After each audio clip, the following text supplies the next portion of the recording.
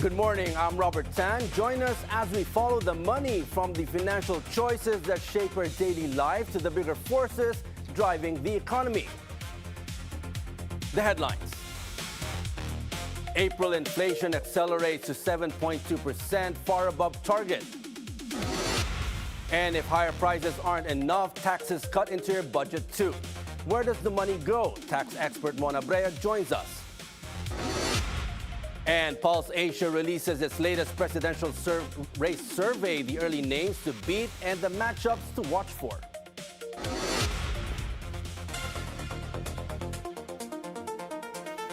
Inflation comes in hotter than expected. The April print jumped to 7.2%, driven by higher prices of food, transport, utilities, and other basic household costs. Che Sulat joins us live from the Philippine Statistics Authority for the details. Che? Robert, the fuel costs are spilling over to consumers' pockets. The country's headline inflation rate spiked to a three-year high of 7.2% in April 2026, the fastest since March 2023, when it reached 7.6%. Based on the latest print from the Philippine Statistics Authority, food, transport, and housing costs were the main drivers of the accelerated prices of goods and services. The PSA previously recorded an inflation rate of 4.1% in March 2025. The agency said the biggest driver to the upward trend of inflation was food. Food inflation at the national level recorded a faster annual increase of 6.1% for the month of April. This is higher than the 2.7% in the previous month. Year-on-year, food inflation also quickened from 0.7% in April 2025. The PSA reported that the uptrend in food inflation was mainly driven by the faster annual increase in the index of rice at 13.7%. National Statistician and PSA Undersecretary Claire Dennis Mapa also noted that gasoline and diesel prices accelerated in their highest levels since rebasing the GDP to 2018. The transport commodity group contributed approximately 27% to the headline inflation rate. The PSA recorded a whopping 122.7% inflation rate for diesel in April 2026, up from 59.6% in March. Meanwhile, gasoline inflation also quickened to 59.6% in April 2026, up from 27.3% in March. MAPA also says all regions outside the National Capital Region had recorded a higher inflation rate for April 2026. The Bangko Sentral ng Pilipinas previously forecasted the April 2026 inflation to hit 6.4%.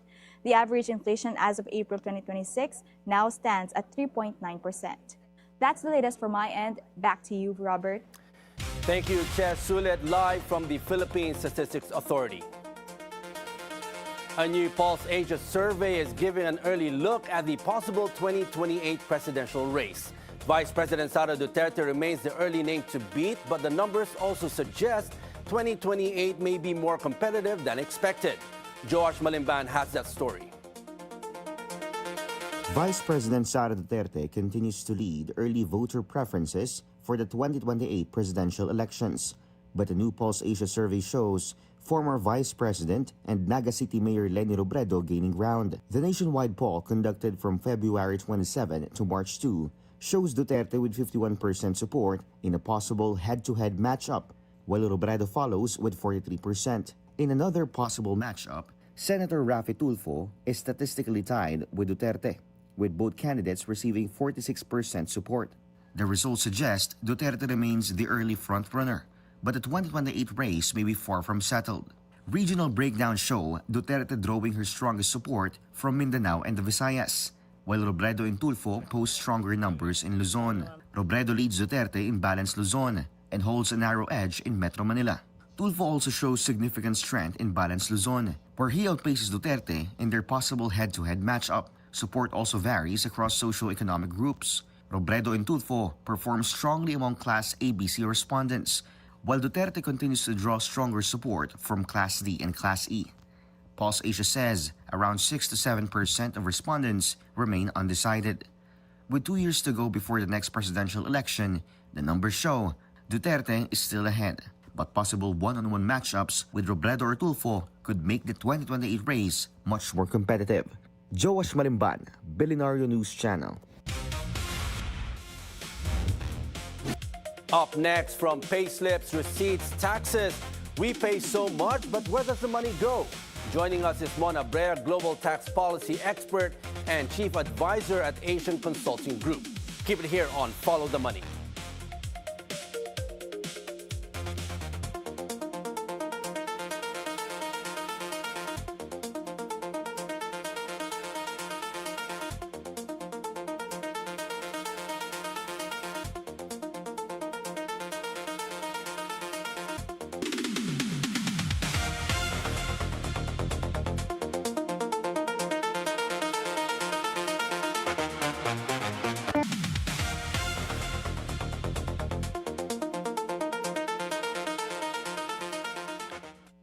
Every month, money leaves your account even before you see it in your payslip, your grocery receipt, your electricity bill, and your gas. You pay without question, but nobody ever asks, where does the money actually go?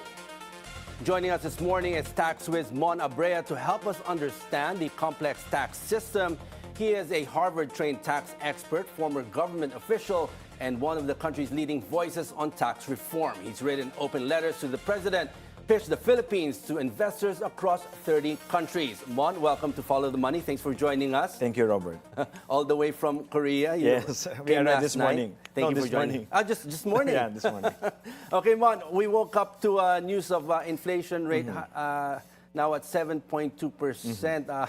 What are your thoughts about that before we go into the... Yeah, well, that's concerning, Robert, because number one, for the longest time, salaries, income are not increasing. And with the increase in oil, fuel, and other commodities, it means that the purchasing power of Filipinos is gradually slowing down or continuously reducing. Now, okay, Mon, walk us through a single day in a Filipino worker's life, from waking up to sleeping. What taxes have they paid and on what? A lot. You know, I once said this, that we impose first world taxes, but the services is very much third world. It means the common good is no longer available to Filipinos like us. We need to take care of ourselves, when in fact that's exactly why we pay taxes, so that the government can provide and protect us. So from the basic infrastructure, they failed. Public transport system, they failed. Education, health. In short, they failed. They failed us several times. And not just this administration. They failed us continuously while taxes continue to be high. And they never tried to change it. That's why in this crisis, I saw that window of opportunity. That for the longest time, the government relied on the middle class, while the middle class took care of themselves without relying on the government. 82% of personal income tax, Robert, collected from our compensation income earners, empleyado, the middle class. While the high net worth individuals, the lawyers and the other professionals, they contribute less than 4%. Why? I think your question is why? Not because the employees are honest, I'm sorry, not because they're honest, because they never had a choice. It was withheld at source, continuously being withheld at source. And before you receive your salary, as you mentioned, it was deducted already from their payslip. I want to learn more about that. But before that, Mon, just take us through. How many taxes do we actually pay for that, for the benefit of the viewers, that they don't really know? I published an article claiming that we have more than 30 taxes. 30 taxes. But I would like to correct that. We have more taxes and other fees. Other fees. Because I think government agencies, including LGU, they are trying to cheat us by saying that the tax is only 6% or 5%, but there's an environmental fee, garbage fee, the sanitary fee. You don't even know what are those compounds. fees. Like your electricity bill. Your actual usage is only one line, and yet there are 7 to 10 line items. Parang national budget, there's so many budget insertion. That's why in the end, you don't really feel where your taxes are going. Because honestly, Robert, maybe this is the first time that we have to really break down how is this budget really being conceived. Let's face it, 25% of our national budget is pambayad utang, Robert. Now you mentioned... We don't even need to decide or deliberate on that sa laki ng utang natin. So true. Now, Mon, you mentioned we're paying first world taxes, but getting third world services. Now, there are other countries that where they pay really high taxes, but healthcare is free, education is free, their social services are free. Now, we have also the highest VAT in ASEAN and still pay separately for it. You have the different fees, like you're saying, besides the tax that we pay now. What exactly are we paying for? And are we really getting that much back in terms of Well, the unfortunately, service? our tax code presume that we get the benefit. So we cannot sue. We cannot sue the government. Oh, I didn't benefit from the tax. We cannot. Because the tax code is very clear. We are presumed to have benefited from the taxes being the lifeblood of the government. But I think the main problem revolves around three things. Main is the biggest revenue loss, corruption. It was never addressed. It only comes in different forms and sizes. Or maybe right now we are overwhelmed with so much amount of corruption. But it was there ever since. The second one is the inefficiency. We give so much budget to every department, Robert, but in the end, they are not able to spend it. So it means there's really no clear planning or program, or maybe it's politics. Just because you are appointed in a position, even if it's not your expertise, so you end up like going through OJT, when in fact you should already be implementing the programs and the plans of the government. What does it say about the awareness that the government is providing in terms of the taxes that we pay, the fees and contributions that we pay? Because you mentioned taxes are different, the fees are different, the contributions from the different agencies like Pag-IBIG, SSS. Correct. Now, what do the Filipinos actually know?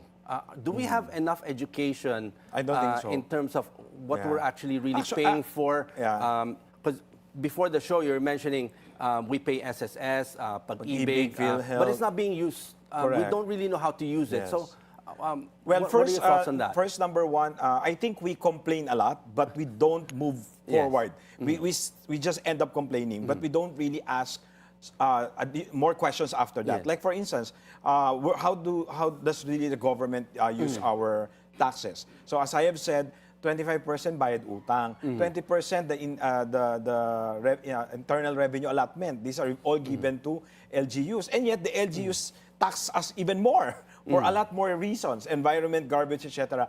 I think we need to streamline and lessen the power of the government to really keep squeezing us to death. So how can we empower ourselves to learn more about how we can use SSS properly, how we can use Pag-IBIG properly, That's a very good PhilHealth question. properly? That's a very good question, Robert, especially now in times of crisis. Rather than using your credit card, rather than going to the private commercial banks, And rather than complaining, and rather than just complaining and posting and bashing in social media, one is if you are an active member of SSS, Pag-IBIG, and PhilHealth, they have loan or financial products like SSS and Pag-IBIG, you can readily apply for loan. For Pag-IBIG, you can even apply for housing loan, which means maybe you don't want to buy the house now, but it can be a good investment because it will be a forced contribution. Anyway, it will be deducted from your salary monthly. Whether you get a loan or not, there's a deduction. Ano ba naman yung dagdagan mo na additional 100 to 200? You can have your own house or a simple investment that you can sell or rent out later on. So I think the problem is we don't really think long term. So we complain, na-shock tayo. After that, we don't do anything. We continue with our lives. As you have said, I walk you through, the moment we wake up until we sleep, we keep paying taxes every time we work. And I've said this several times. Hard work is penalized in the Philippines. For every income we earn, we are taxed. Labor is taxed heavily in the Philippines. Pag masipag ka, bugbog sarado ka sa buwis. Unlike the kasi rich, kahit natutulog ka, naka-on yung aircon ng electric fan mo, nagbabayad you ka pay pa. the VAT, di ba? There's value-added tax. But the unfortunate reality is that not many of us can make the investment. Capital is taxed less. So imagine if you invest, you only pay less taxes. Yung income mo hanggang 35% ang tax, plus 12% VAT. At the moment you use your own money, you keep paying now the consumption tax. But for the rich, they can avoid all these taxes by Because of incentives. Yes, or investing on passive income because the tax is less, 20% versus 35%. Diba? Or invest it in an eco zone or abroad offshore accounts. There are various ways. Tayo, konti na nga yung pera mo, dadali mo pa saan. Kung baga saan makakarating ang 20 pesos mo, wala na masyado, Wala diba? Sa gobyerno na diretso.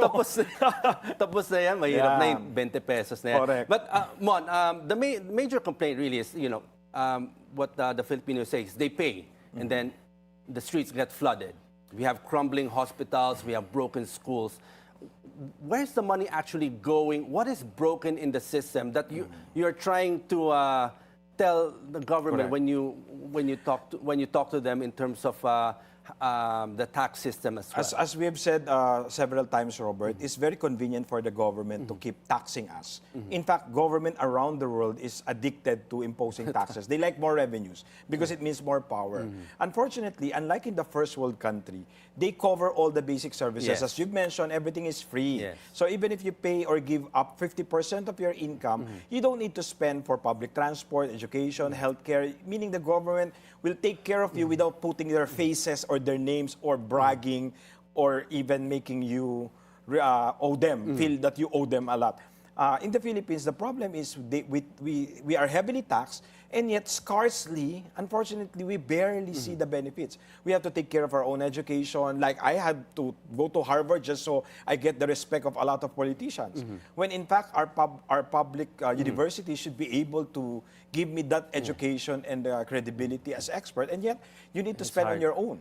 But Mon, why is the salaried worker the easiest person to tax? And what does that say about the system?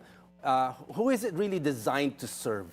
Well, unfortunately, it's not, as I've said, it's not because our employees are honest, but it's the withholding tax system. 40% of our collection, all types of taxes, Robert, is practically collected through withholding tax. And that's why employees contribute 82% of personal income tax is because of withholding. It's already deducted even before they receive it. And what is wrong with that? It's very wrong because as a developing country, we should be collecting more on consumption taxes because it's easy to really hide income. But it's hard to hide consumption, like lavish lifestyle. And even that, as a matter of fact, doesn't stop these corrupt politicians to flaunt their lavish lifestyle. Now, Mon, moving forward, you're calling for the abolition of the BIR and the and customs, and sort of like replace it entirely with a national revenue authority. Take us quickly through that. What was the thought process? Why do you think of that? First, before the two commissioners call me again, we want to say modernize BIR and customs because literally we are creating or establishing a new agency called the National Revenue Authority, similar to or inspired by Singapore's Inland Revenue Authority, fiscally and politically independent. So it means we give them more money, more resources to fully digitalize everything, to integrate the database. Because, Robert, the problem with our current system is even customs and BIR, they operate in silos. Imagine, how can the Discaya smuggled car and get more contracts and still not pay taxes? Yes, true. And the worst part, they get tax clearance. So there's really something wrong with the system. And even if we keep changing commissioner, it won't change the fact that the system is designed to fail. So we need to really replace it already. Otherwise, these more than 30 taxes that I've been talking about will only be collected from us and never from the rich and powerful. Now, Mon, for those looking to grow a business or to, let's say, attract foreign investment, how can understanding the Philippine tax incentives help out? A lot. You know, Robert, I just came from China for 2 weeks. They were all surprised that we offer an enhanced deduction. You were saying a while ago that electricity cost is so much in the Philippines. Did you know that under the Create More, if you apply for incentives, you can claim your actual electricity cost more than 100%. Meaning if your actual cost is 10 million, you can actually claim 20 million. That's under the enhanced deduction regime. Or if you hate the LGUs for imposing so many taxes and other fees, wag na natin banggitin na tagig. But the point is, but the point is, even QC naman and Makati, but the point is, you can apply for a special corporate income tax wherein the 5% rate is all-inclusive. You don't need to pay separately to your LGU. So all these are are provided under the Create More as an option, Robert. You don't let the government decide for you. But again, you apply for a specific incentive. Do businesses and individuals know about? Not everyone. That's why we are actively doing investment mission, working with Board of Investments, PEZA, because at the end of the day, to increase the awareness. Because we need to reassure them that regardless of what's in the news, which is actual politics and issues, we are serious in terms of investment and doing business in the Philippines. To be more proactive, I guess. Correct. Yeah. So now, so what I'm saying is, it's also important because I am more appreciated because I'm not from the government. So it means I won't sugarcoat things. Yeah. So now, Mon, where does personal responsibility come in, and what can an ordinary Filipino actually do right now? Aren't we responsible for all these culprits in Congress? That is where personal responsibility first. Vote wisely. Yun. And not just during election. To really be vigilant. Are they really serving us? Are they really representing us? Look at them. They're paid so much. Attendance-wise, bagsak. Yeah. Laws-wise, bagsak. How can Marami. you... A lot of them, they complain a lot. It's politics. Why? For instance, when they passed the emergency powers, a lot of them were complaining. Ang bagal naman, we gave them the emergency power. You put 15 days You should have put there immediately. Well, we have a lot to do pa talaga, Mon. Correct. So, I wish, Mon, we have more time, but I just have to ask this final question for our viewers watching. How do you follow the money? Begin with yourself. From your payslip, how much is really left for you, and where do you spend it? Because remember, for every expenses you make, there's a 12% VAT. So you pay income tax, you pay VAT, and instead of just spending, make an investment where there is less taxes. So in short, avoid unnecessary taxes. Because you will just keep making the government rich. So try to So awareness maximize talaga. Awareness. Talaga awareness. Okay, Mon, always great to hear your insights, and hopefully your perspective, your insights are heard, and that hopefully we can do better. Yes, in terms of our never tax give system. up. Learn from other countries, maybe. Thank you very much, Okay, Robert. thank you. And that's all for today. I'm Robert Tan. Every day will help you make sense of the financial choices and economic forces that shape everyday life. Thank you for watching. Keep it here on the Bilyonaryo News Channel, and always follow the money.